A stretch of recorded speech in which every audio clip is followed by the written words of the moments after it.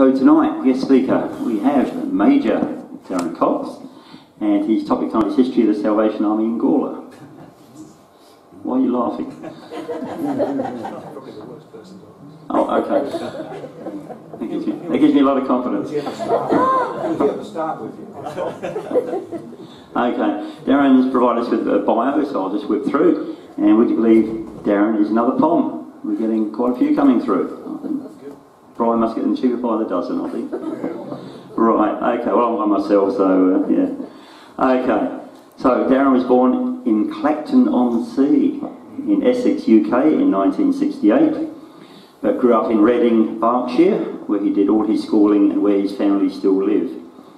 He completed a joint honours degree in Geography and Topographic Science at the University of Wales, College Swansea, and after travelling around the USA, Canada and Mexico, started a job with Sir Alexander Gibb and Partners in 1991, working on environmental assessment projects in Europe and Africa. In 1994 he moved to, this is a good one, CH2M Hill, that's right, yeah. Good God, an American environmental engineering company based in central London, and became the term contractor for Coca-Cola, Case Corporation and General Motors. He was responsible for all their pre-acquisitions from an environmental perspective in Europe, Asia and Africa. In 1998 he entered the Salvation Army's William Booth Memorial Training College in London and gained a diploma in theological studies. He was commissioned a Salvation Army officer in 2000 at the age of 29. His first church appointment was in Bolton in Lancashire in the northwest of England, and he was tasked with starting a church from scratch, which in Christian terminology is called planting. During his time in Bolton, he married Katie and had two children, Jessie 14 and Joseph 12.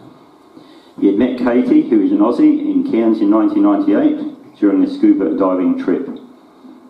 Must be an interesting conversation underwater. However, after 11 English winters, she decided she'd had enough, and in 2021 they asked for a transfer to Australia. This was granted, and in August 2012, and they arrived in Gawler with the task of rejuvenating the church in the town. So quite an impressive bio and CV. So I'll now pass to Major Darren Cox. Thank you. I have to say that pretty much on my arrival, Brian has been encouraging me, or I think the word is harassing me, to be actually able to come and speak to you.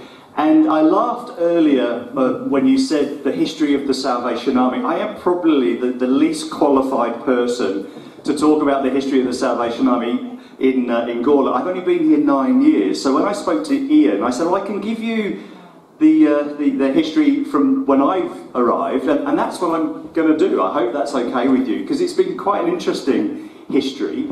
But I'm going to draw on some of the anecdotes and some of the things that I do know from Gawler's Salvation Army past. But the main thing that I think I've been involved in is the growth of the church, not just in terms of the people, but also we've managed to build a new building. And I was hoping the first thing I could show was the time lapse. Have you got that there? I have to say I felt a little bit strange about coming to speak to you as the Historical Society, knowing that I only had about 9 years of history in the town. I felt a little bit like the moment when I said to my granddad, when he asked me what I was doing at History A-level, and I said I was doing from the Treaty of Versailles to the Cuban Missile Crisis, and he looked at me and said, that's not history, that's my life. So, like I said, I do feel slightly ill at ease that this is not going to be too much history, but hopefully I've got enough jokes to get through. This is a time lapse that we took of the growth of the Riverside Church. It goes on for 15 minutes, so it means I've only got 2 minutes at the end to speak to you. So, no. So here we go. We see it actually rising out of the ground.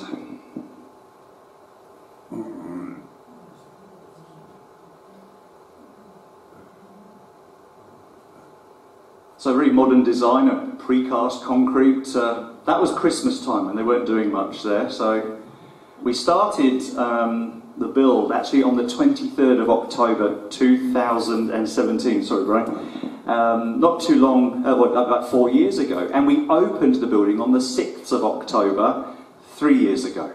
So it's a kind of a pertinent time at the moment. But as I was looking at this today, I was just reflecting on the fact that yes, there's concrete, there's foundations, there's architectural work being put in there, but what makes the building and what makes the history is actually the people.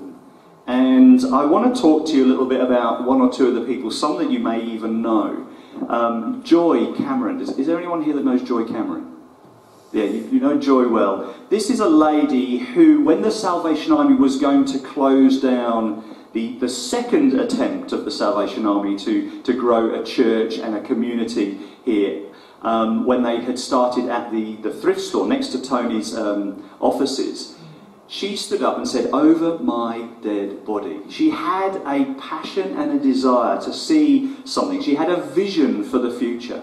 And I think that was based on her history. She had seen the Salvation Army grow at Golden Grove. She had seen what happens when people get a passion and a heart for something. And she believed that for Gawler. So when the Salvos were about to close the new plant, which opened in 2000, some of you may even know Sam Hancock, who started that, they got down to 4 people. And Joy said no. She believed for a future. But she believed for a future because she knew the history. She knew that it was possible to still see something grow. So here we are. We're coming along a bit. This is, I think, towards springtime. It's quite amazing. We had spent a long time standing on this piece of property, desperate to see something happen, and nothing seemed to happen. For such a long time. In fact, we went through the process of the planning and the design, and it took 2 years from the moment that we actually bought the land to the point where we started building. And then it just went so quickly. But you can see that it taking shape. And when I look at that now, I think of all the vision and the hope and the thoughts and the prayers that had gone into this place, and we have a thriving community there right now.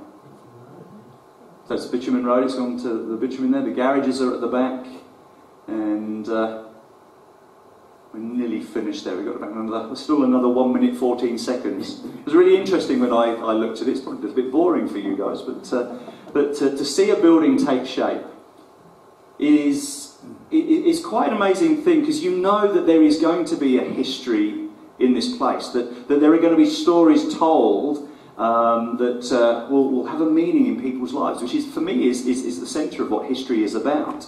It's the weaving together of people's stories in place that bring a meaning and bring a sense to not just the moment, but also the future. And so I'm talking to a historical society about the future of what I see in a few moments, the vision that we have at Gawler. But we go back to the actual PowerPoint. So here's the plot. I would love to pick some brains here, because I would love to know what actually this plot has been in the past. We did some work on the due diligence, looking at the floods and whether it was a flood risk. But I'd love to know if what actually happened, the people that owned the land. I'd love to know if this has any significance. Is anyone aware of this property? Because we tried to do some work on finding out who had owned it and what it had been in the past, and we struggled. We knew that the other side of the river had been the sand workings, and we have found, as we did the work, that there is an old jetty. You can, in the low water, you can actually still see the posts and the piles of the jetty, which I assume were part of the sand workings. But it was very, very interesting to actually see the foundations going down, because part of the land was fill.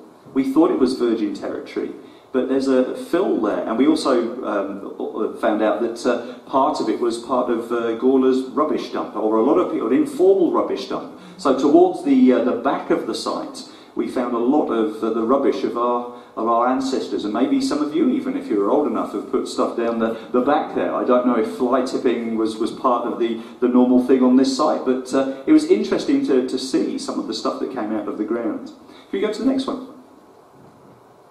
Okay, this is the day that they actually started to put the foundations in place, and I think they were just about to pour the concrete on this particular day. We go to the next one. And I haven't got too many in between. I thought that the time-lapse would be good. But this is where we are, in place, in the building there. And when I spoke to the architect, when he asked me, what is it that you actually want? I said, I want a building that fits within its environment. I want a building that actually isn't for Christians. I want everybody to feel comfortable in this place. And we wanted a place that was almost like an Italian piazza. If you go in, that things were just either side, and it was central around a cafe. And I think that's you get an idea of that on the next picture. Oh no, that's Joy. There's Joy. I've put them out in order. This is the lady whose vision and determination actually saw this project really happen. And she is a lady that has the incredible privilege of seeing the vision unfold before her, and she's like a pig in muck, as they say in the UK. She loves being part of what's going on. The next one, I think, is this idea of a corridor effect, and if you go to the next one, I think that's the cafe. We wanted to have a cafe at the heart of it, but we still wanted people to know it was a church, and I think the next one is the one through... Oh no, we got to the back there. But this is from the rear view. I believe it's a fantastic piece of real estate. I love the place. But I want to talk a little bit about how it came about. Is that what you guys are interested in? I feel like I'm not quite hitting the mark here, but I sat in the building at Light, the Hewitt building, you know, the one that's down there, and I have to say that my overwhelming emotion was jealousy. As a pastor, to know that Scott Compton had got this lovely place alongside the river, the reed beds were all there, and I sat there and felt incredibly jealous, because at that point we had a thrift store next door to Tony Piccolo's office. It probably wasn't the nicest appointed of places. It's a beautiful old building, it's got a lot of history to it, but it was not what I had expected. To be honest, the first Sunday that I arrived to lead worship with the little church that actually worshipped in the thrift store, I almost booked my flight back to the UK. I'd left a church of over 300 and with lots of children, and the first thing that happened to my children is that they went and played in all of the coat hangers and all the clothing, and they got tutted out by some of my new church members. So that wasn't a great start. And yeah, I was amazed that this is what I've been brought to. I couldn't see how we were going to grow, how we were going to go from there. So I took the church out of the thrift store. We did some work on the thrift store, and we went to Gawler Cinema. I don't know if any of you recognised that or knew that, but for about 18 months we were at Gawler Cinema. We had the best video audio system that any church has ever had in Gawler. We also, sadly, had the most comfortable seats. And I was able to send at least 50% of my congregation to sleep within 15 minutes of a sermon because the seats were so comfortable. So we knew that we couldn't stay there for too long. So just to make them really uncomfortable, we moved up to what is now called the Taekwondo at the Emmanuel Lutheran School, which is where my children went to school. Mrs. DiBiase was so good to us on our journey that she allowed us to worship there. But it was before they had put the side doors and windows in. So in the summer it was unbelievably hot, and in the winter it was unbelievably cold. So I toughened up my people, ready for this move to this lovely building, which thankfully has got 4 walls and air conditioning and heating. I was saying that the moment that I was in Hewitt, I had this moment of jealousy, and I said, being a Christian man, I said, God, I hate the thrift store. I hate the fact that we're footloose. We don't have a place. I want somewhere that is ours. And that very week, Joy, the lady that I showed you there, said to me, Darren, you've been walking your daughter to school the wrong way. I live in Williston. I've been walking straight down the road, the ford, up onto the main street, to Murray Street, and then Upland Dock Road. And she said, no, what you need to do is go through the park and then go through Edith Street. And we did that, and the first morning I stopped at the, there's a farm fence, a 5-bar fence, just on the corner. We've actually left it there, because I stood there and I saw the bend and the sweep of the river, and something clicked in my spirit, and I knew that was where we were meant to be. And I walked 20 yards further on, and there was a for sale sign. And that's the fastest my daughter has ever gone into school. Raced her up there. I went down to see Danny Dare at Elders. And Danny had got used to me going in and trying to renegotiate our rent at the thrift store. So he immediately thought, oh my goodness, here's Darren again. And I said, no, it's something different. And I think I found a plot for the Salvation Army to build a building, to have a place within Gawler, to have our own home. And he laughed at me, and he said, there's nowhere in Gawler. He had been commissioned by the Salvos to look out for a place. And for the previous 6 years, he had looked at various spots, and every one of them, for some kind, one reason or another, wasn't suitable. So he had basically said to me, that there just isn't anywhere. And I said, well, no, just go with me. I've seen this place on Edith Street. And he said, that's there's 3.5 acres, there's a small, what I would call a bungalow, but a single-storey building, lots of tin sheds. And he said, that's interesting, but I'm pretty sure that's down as residential. So I said, no, please, will you just trust me on this, I've got a feeling. And he phoned up the planning department, and they mentioned, I heard the conversation, they said, no, we've actually got it down as special use. For school work, for communities, sports, clubs or churches. At that moment I realised that our history was secure. I did go straight then to our head office. They came up 3 days later, had a look at the site. It took me a while to convince the Salvation Army to buy half a river. We managed that. We actually, our boundary line goes through half of the river. But they trusted this idea. And we put an offer in to the gentleman that owned the plot, who had actually tried to put 25 units on there previously.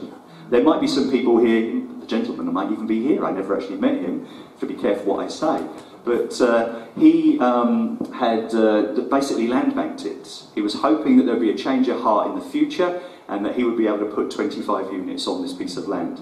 But in that time, he had invested down at Henley Beach, and I will never forget this particular phrase, because I was told that he had overexposed himself at Henley Beach, which created a picture in my mind that was nothing to do with financing and buildings. But because of this, because of his investment down there, he was a little bit short for money, and we were able to get the site for 500,000. When it was listed for 675,000, which was wonderful as far as we were concerned. I have had 2 property developers come up to me, and one of them called me a name that I probably shouldn't repeat, but he called me a sneaky bastard. He said, how did you get this piece of property? And I happened to say, well, there's someone higher than me that was involved. He offered me at that point $1.2 million for the site, and we've had another property developer come and say, we're going to give you 1.5 million. And both times I said, no, it belongs to someone else. I believe God's fingerprints are all over this. Now, I'm a man of faith. I believe that he's involved. You might disagree on that, but the things that have happened to allow us to put this place, this church, on this site have been quite amazing. So I believe that we're meant to be there. I believe the Salvation Army has a future. We will be creating history within the town over the next few years. And I do hope that we can actually serve and be a blessing to this community in the way that the Salvation Army has always hoped to do. So you can hold me to account for that in the future.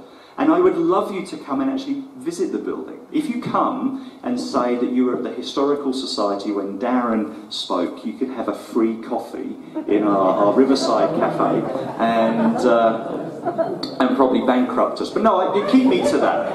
If you would like to come and have a look, am I going on too long? Oh no, that's... but no, please, we would love you to come and see, because the heart that we have, the vision that we had, was to be a blessing to our community.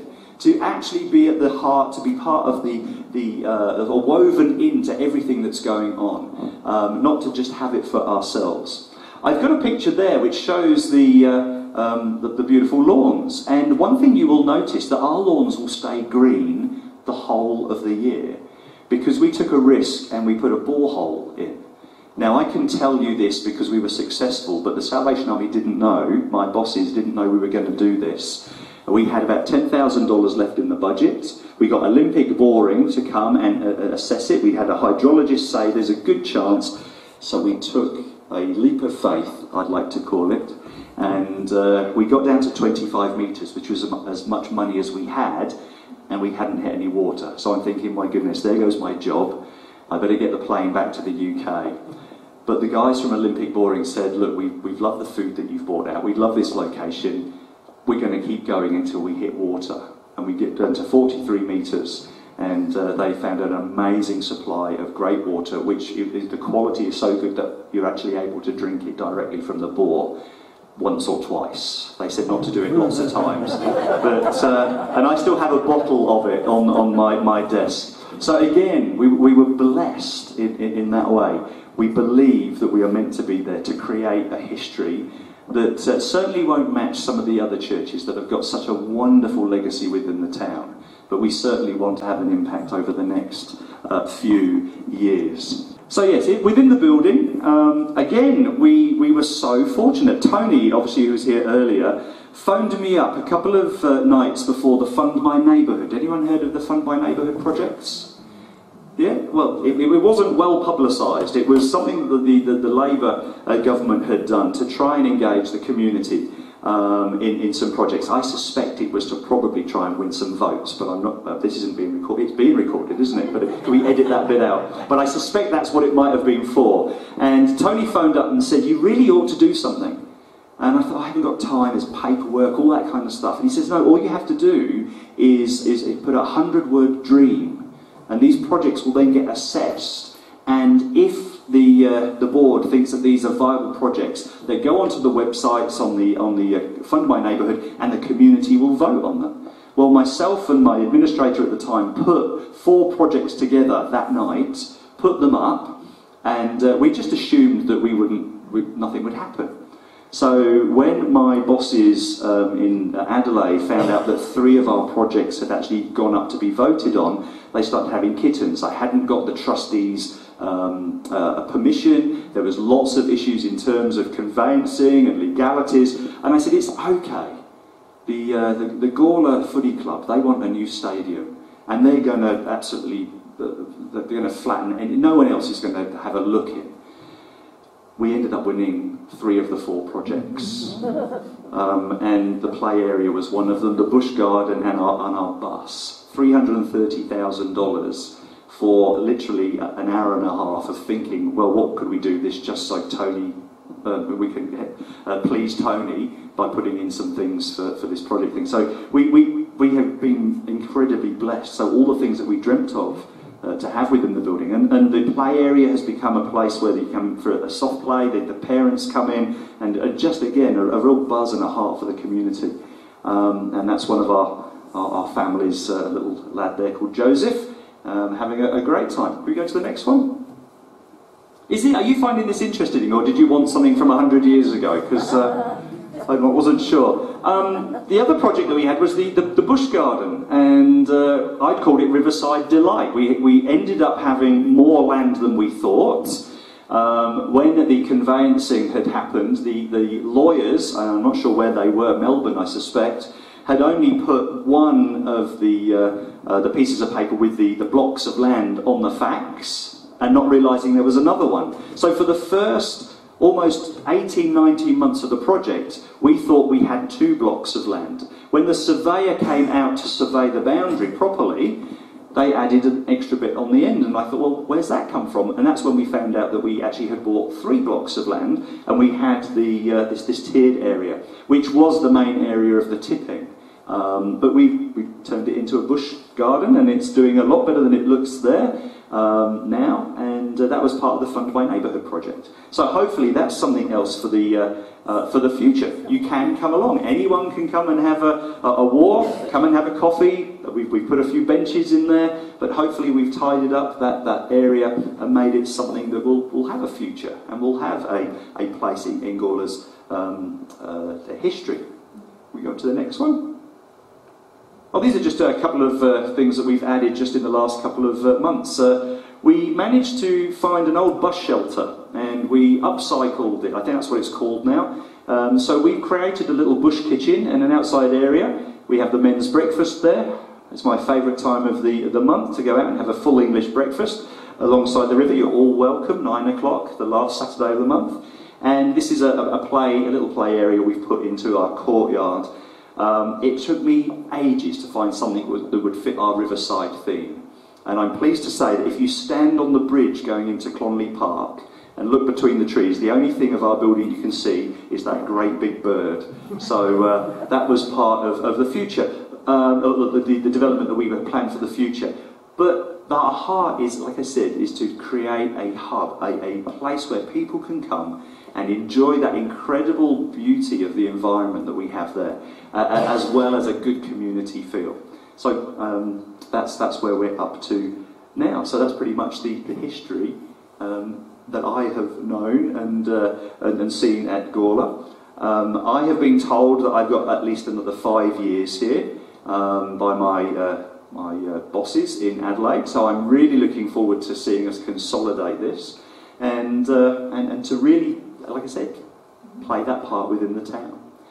I did want to leave a bit of time for Q&A. I always wonder that when I come and speak on any subject, that I'm assuming I know what you want to hear.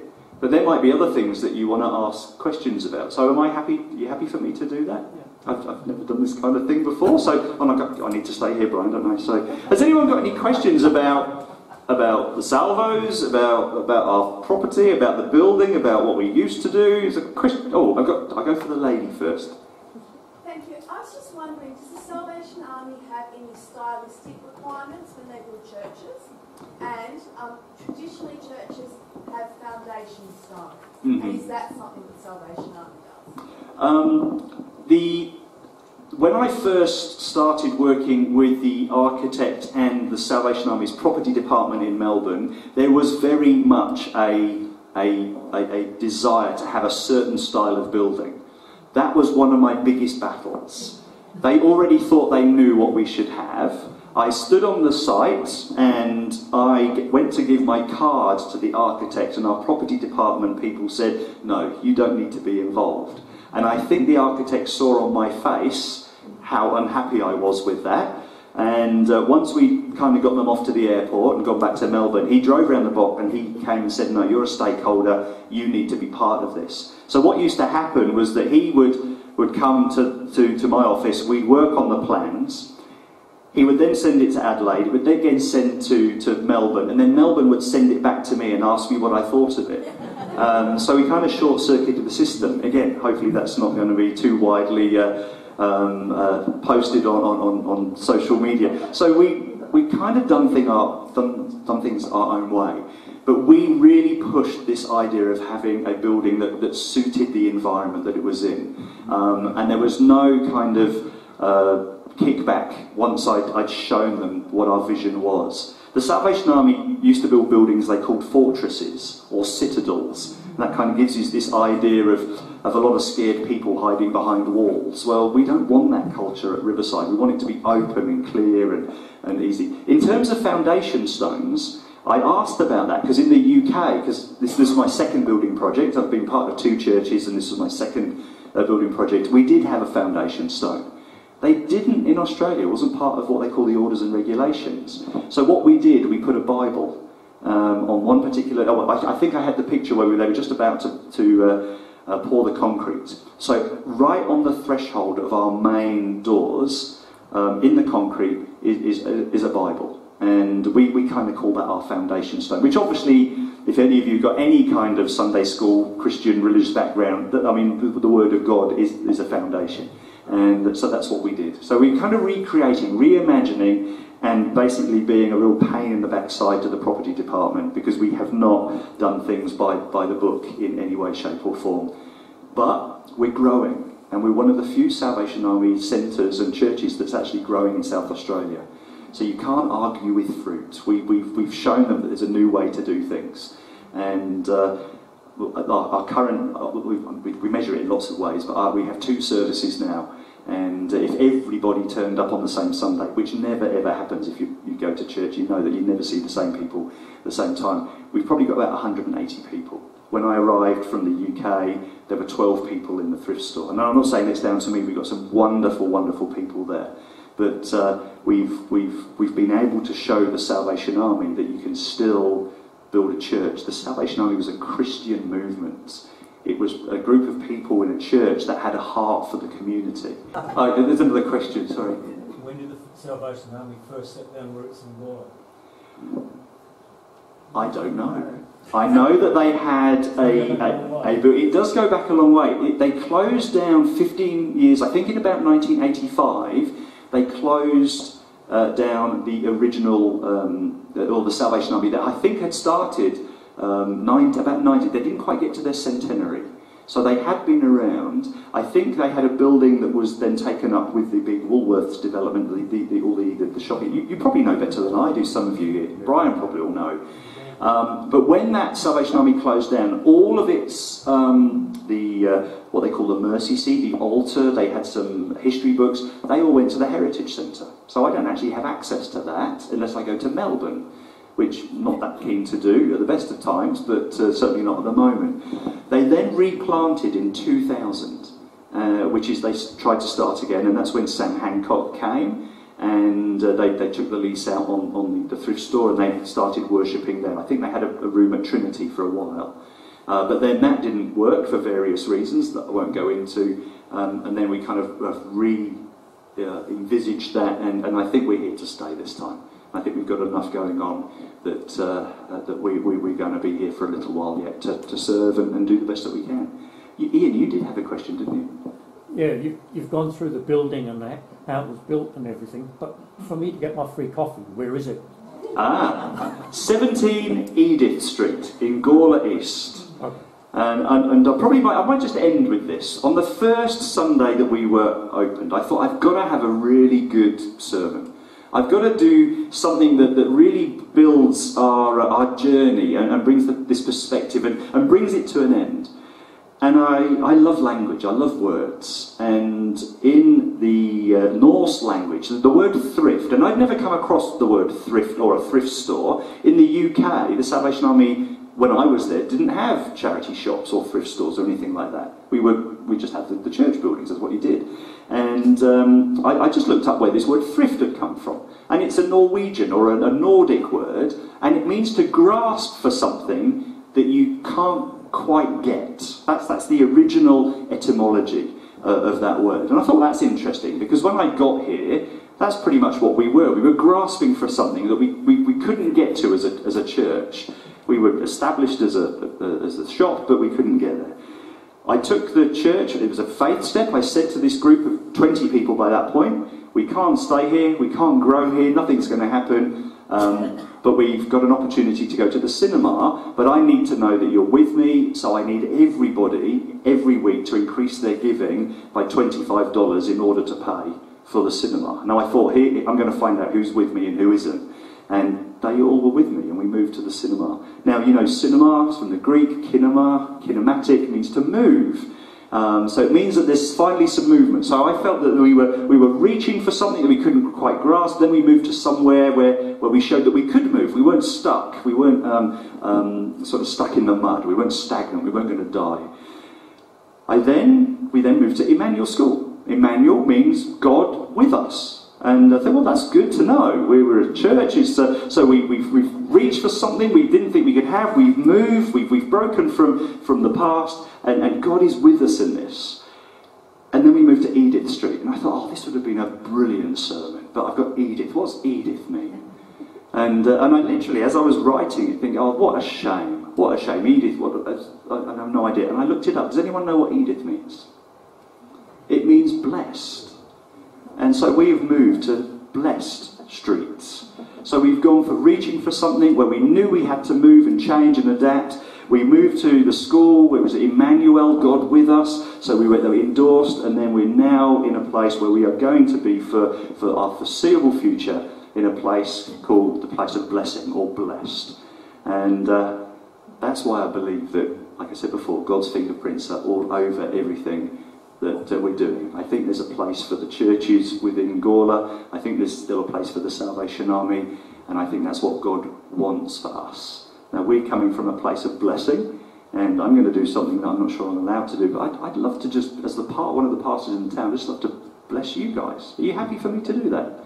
Yeah. I try and turn everything into a service if I can. I felt like I'd given a sermon, but I'd love to just bless you. And I particularly want to bless Brian because of what you're facing at this time. And you've just been an incredible support to the Salvos through the Red Shield appeal, through your encouragement to me. And I feel very privileged that I get to be the guest speaker on what I hear is your final time in the role of, on the committee at least. So even if you don't agree with anything I say, don't say amen at the end. But I just want to bless, okay?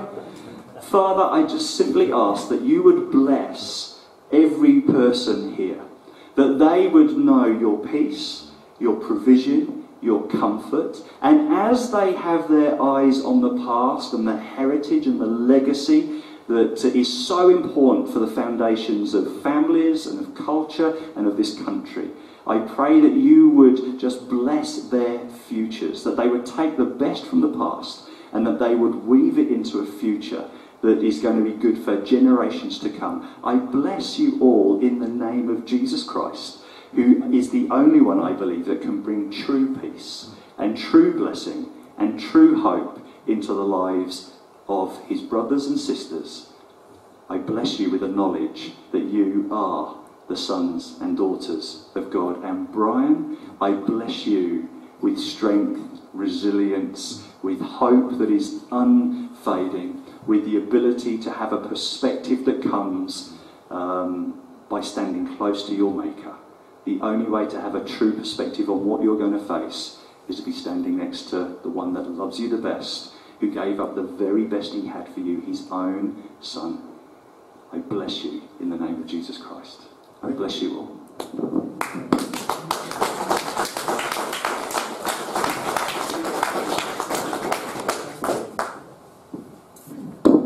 Okay, thank you very much, Darren. I will now ask Robin Richter to come up and do the vote of thanks. You walk in a straight line. It's bloody knee. Okay, can you bless his knee?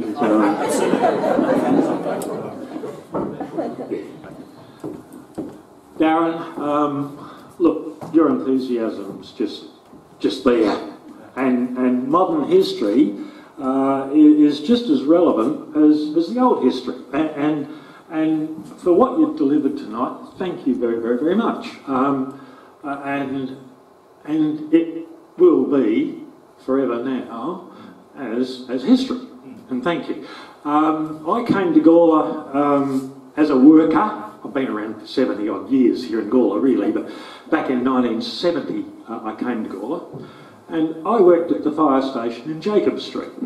Now, across the road from Jacob Street, basically straight across from the fire station, was a little white chapel and residence.